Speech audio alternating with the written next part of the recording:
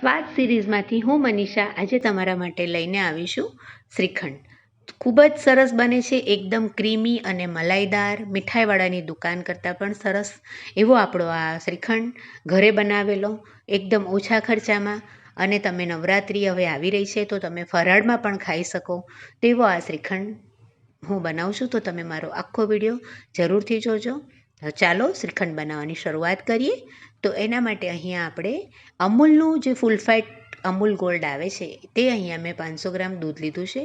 તેને આપણે ગરમ કરી દેવાનું છે. પહેલાં થોડું સરખું ગરમ થાય, ઉભરો આવવાની તૈયારી થાય ત્યાં સુધી આપણે તેને ગરમ થવા દેવાનું છે.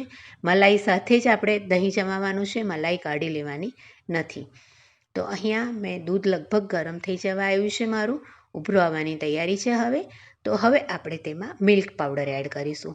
મિલ્ક પાવડર અહીંયા મેં 500 ગ્રામ દૂધમાં લગભગ 2 ચમચી જેટલો મિલ્ક પાવડર લીધો છે.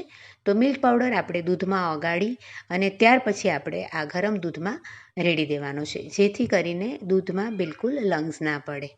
જો તમે શ્રીખંડ ફરાળ સિવાય કોઈ પણ દિવસે ખાવા માટે બનાવતા હોય તો તમે મિલ્ક પાવડરની જગ્યાએ કોર્નફ્લોર અથવા તો તપકીર પાવડર જે આવે છે ફરાળી લોટ, એનો પણ ઉપયોગ કરી શકો છો. મેં અહીંયા મિલ્ક પાવડરનો ઉપયોગ કર્યો છે. મિલ્ક પાવડર એડ કરવાથી દૂધમાંથી જે દહીં તૈયાર થશે તે એકદમ ચોસલા પડે એવું દહીં તૈયાર થશે. આપણે દૂધ પણ ફૂલ ફેટ મિલ્ક વાપર્યું છે, મલાઈ બિલકુલ કાઢી નથી, એટલે આપણું દહીં અહીંયા ખૂબ જ સરસ તૈયાર થશે. હવે દૂધ નોર્મલ ટેમ્પરેચર પર આવે, આપણી આંગળી બોળી શકીએ એવું નોર્મલ ગરમ રહે, ત્યાર પછી આપણે તેમાં દહીં એડ કરવાનું છે. દહીંમાં આ રીતે થોડું દૂધ એડ કરી સરસ મિક્સ કરી દેવાનું અને ત્યાર પછી દહીંને આપણે દૂધમાં એડ કરી દેવાનું છે અને હલાવી અને તેને 4થી 6 કલાક માટે ઢાંકીને રહેવા દેવાનું છે. ગરમીની સિઝન છે એટલે આપણું દહીં 4થી 6 કલાકમાં જામી જશે. તમે જોઈ શકો છો 4થી 6 કલાક પછી દહીં આપણું એકદમ સરસ ચોસલા પડે તેવું મલાઈદાર દહીં આપણું તૈયાર થઈ ગયું છે. હવે આપણે દહીંને માંથી પાણીનો ભાગ કાઢવા માટે એક વેસલ લેવાનું છે. એના ઉપર આપણે કાણાવાળો ટોપો મૂકી દેવાનો આ રીતે.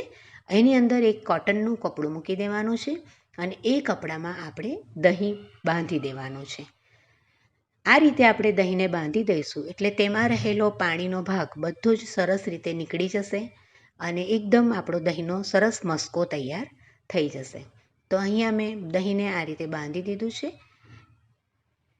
હવે કપડા પર લટકાઈ અને બાંધીને લટકાઈ રાખીએ તો આપણે દહીંને બહાર રાખવું પડે. તો જે 2થી 3 કલાક પણ આપણે એ રીતે રાખીએ તો ખટાશ ચડી જાય.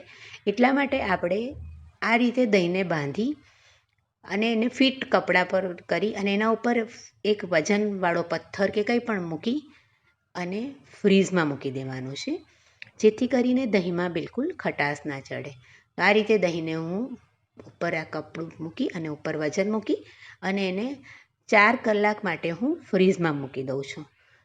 લગભગ 4-5 કલાકમાં બધું પાણીનો ભાગ નીતરી જશે અને એકદમ સરસ આપણો દહીંનો મસ્કો તૈયાર થઈ જશે. તમે જોઈ શકો છો મેં 5 કલાક પછી આ રીતે દહીં બહાર કાઢી લીધું છે.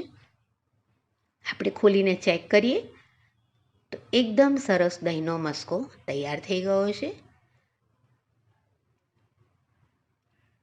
અને નીચે ઘણું બધું પાણી આપણું દહીંમાંથી બિલકુલ નીકળી ગયું છે.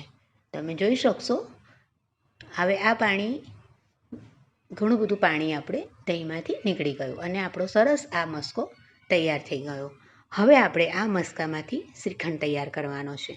તો સૌપ્રથમ આપણે એમાં ખાંડ એડ કરીશું. મેં અહીંયા દળેલી ખાંડનો ઉપયોગ કર્યો છે, એટલે અહીંયા મેં લગભગ 4થી 5 ચમચી જેટલું ખાંડ એડ કરી છે, દળેલી ખાંડ. 5 ચમચી જેટલી દળેલી ખાંડ એડ કરી અને ત્યારબાદ આપણે તેમાં કેસરવાળું દૂધ, મેં કેસર પલાળીને રાખ્યું હતું દૂધમાં, તો એ દૂધ એડ કરી દેવાનું છે. 1/2 ચમચી જેટલું દૂધ લીધું હતું ને એમાં કેસરના તાંતણા મેં પલાળીને રાખ્યા હતા, તે આપણે એડ કરી દઈશું. અને ત્યારબાદ મેં અહીંયા ફ્રેશ ક્રીમ રાખી છે. શ્રીખંડ બનાવતી વખતે દહીંમાં થોડું ફ્રેશ ક્રીમ એડ કરવાથી એકદમ મલાઈદાર શ્રીખંડ ખૂબ જ સરસ લાગે છે. તો અહીંયા મેં ફ્રેશ ક્રીમ લીધું છે. તમે માર્કેટમાં જે રેડીમેડ ક્રીમ મળે છે તે પણ યુઝ કરી શકો છો. અહીંયા મેં ઘરની જ મલાઈ લીધી છે અને હવે આપણે સરસ રીતે આ રીતે મિક્સ કરી દેવાનું છે. તમે બીટરનો પણ ઉપયોગ કરી શકો છો. તમે જોઈ શકો છો આ રીતે મેં લગભગ 5 થી 7 મિનિટ સતત હલાવ્યું તો એકદમ સરસ સ્મૂથ આપણો શ્રીખંડ તૈયાર થઈ ગયો છે. મલાઈદાર અને ક્રીમી એકદમ સોફ્ટ એવો આપણો આ શ્રીખંડ અહીંયા તૈયાર થઈ ગયો છે. હવે એમાં આપણે ડ્રાય ફ્રૂટ્સ એડ કરી દઈશું. તો મેં અહીંયા કાજુ, બદામ અને પિસ્તાના ટુકડા કરીને રાખ્યા હતા તે એડ કરી દીધા છે. તમને જે રીતે તમને શ્રીખંડ બનાવવો હોય, તમને ઇલાયચીવાળો શ્રીખંડ ગમતો હોય તો તમે અહીંયા ઇલાયચી પણ એડ કરી શકો છો. તમારે ફ્રેશ ફ્રૂટનો શ્રીખંડ બનાવવો હોય તો અહીંયા તમે ફ્રેશ ફ્રૂટ પણ કટ કરીને એડ કરી શકો છો. તો અહીંયા આપણો એકદમ સરસ ક્રીમી એવો મલાઈદાર શ્રીખંડ તૈયાર થઈ ગયો છે. તો ચોક્કસથી ટ્રાય કરજો અને તમને મારો આ વિડીયો કેવો લાગ્યો એ મને કોમેન્ટ બોક્સમાં લખીને જરૂરથી જણાવજો. અને હા, વિડીયોને લાઈક અને શેર જરૂરથી કરજો. Thank you.